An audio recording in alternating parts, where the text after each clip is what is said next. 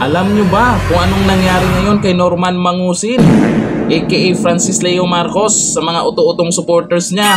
Nako, payuhan nyo po itong idol nyo. Kasi dahil sa banat niya kay Diwata at bagong panlalait at meron pa siyang pang English pakador, sana may nangyari sa kanya. Umpisa natin. Diwata Pares Overload. Ayan ka na naman eh. Pata, hindi tayo magkamukha. Oo. Kayo manggi, ako sunog ka. Oo. Hindi tayo magkamukha. Malabo. Oo. Ako kasi may dating. Teka, ikaw may dating? Baka dating adik. Dating. Ay, magkaiba pala yun. Okay, tatanong lang naman. In reality, pangit ka. Di mo kailangang maging sobrang mabuti. All you have to do is to be equal to the trust repose. If the people trust you, then you must trust them. If the people support you, you must support them.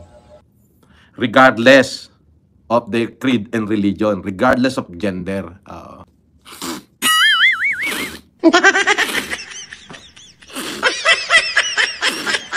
nang nangyari? Singhot boy ka na ngayon. Nangyari sa idol nyo. Singhot boy.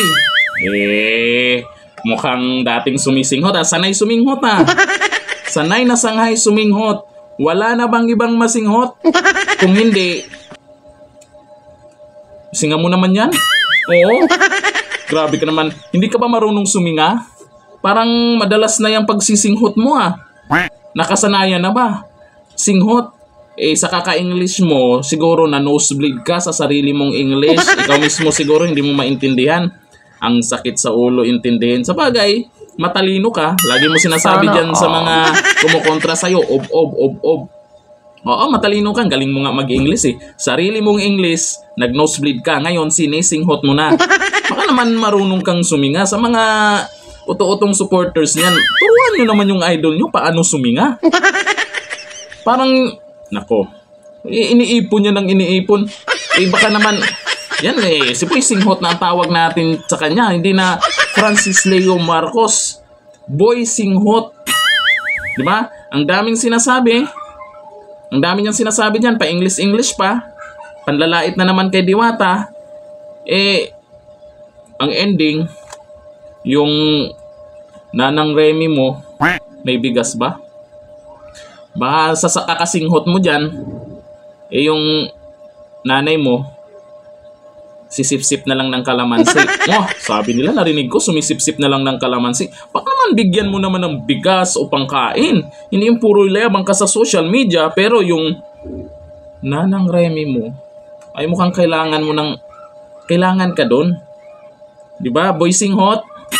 Baka naman, yung panlalait mo kay Diwata? Tapos yung kadugyutan mo? Tapos pa English ka pa?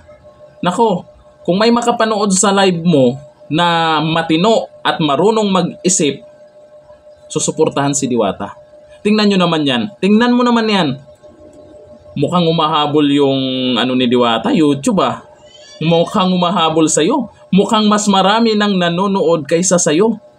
Sa YouTube pa lang yun kung saan hindi siya active. Samantalang ikaw, araw-araw nagla-live nang hihingi ng super chat sa mga taga-USA.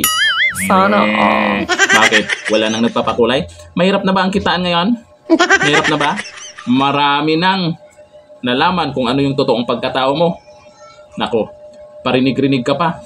Mag-resign ako sa YouTube. Di nga. Pautot mo na naman yan. Mag-resign sa YouTube. Ano yung pambayad mo dyan sa upa mo? Ano yung kakainin mo? Yan lang naman sa YouTube ka nakadali. Sa YouTube lang mabilis.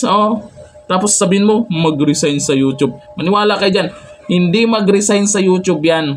Pag nabura yung channel yan, gagawa pa ng panibago yan. Diba? Diba kulaong? Resign sa YouTube. Utot mo, Blue.